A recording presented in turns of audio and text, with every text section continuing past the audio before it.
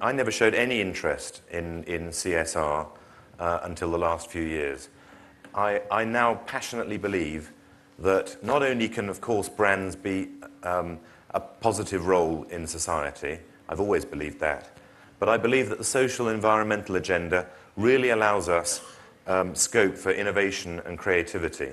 I think it's something we have to address, but I don't see it as a kind of burden we have to carry. I think it uses all the best of a marketeer. You know, we need multiple channels. It's about getting people's interest, but people are listening. I mean, it's highly relevant to people's concerns. And consumers have very heavy expectations of us. I think this really is the front line of innovative marketing.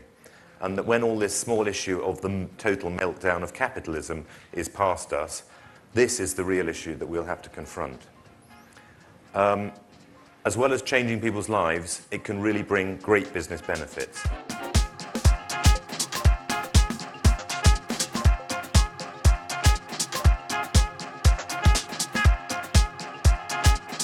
We've picked what we think are the biggest challenges confronting marketers. One, effective branding in an ever-changing marketing landscape. Two, improving accountability, both in terms of ROI as well as in terms of responsibility vis-à-vis the consumer. And arguably the most important of all, achieving growth in a global downturn. Not only do we want to be the best beer company, expressed in financial measures, in volume, in this, we're not a charity. We want to be a financially sound business. A good brewer with good beers. But we also have a responsibility to make this world slightly a better place. That's why you have best beer company in a better world. And how can we do that? Not necessarily by saving the whales. You know, saving the whales has nothing to do with beer, but helping people to deal responsibly with alcohol, responsible consumption, is, for example, an area that is relevant for a beer brewer, that consumers will see as relevant. A second area is water usage. Like the Coca-Colas of the world, anybody who uses water in their production process, we are interested in using as little water as possible to create fantastic beers.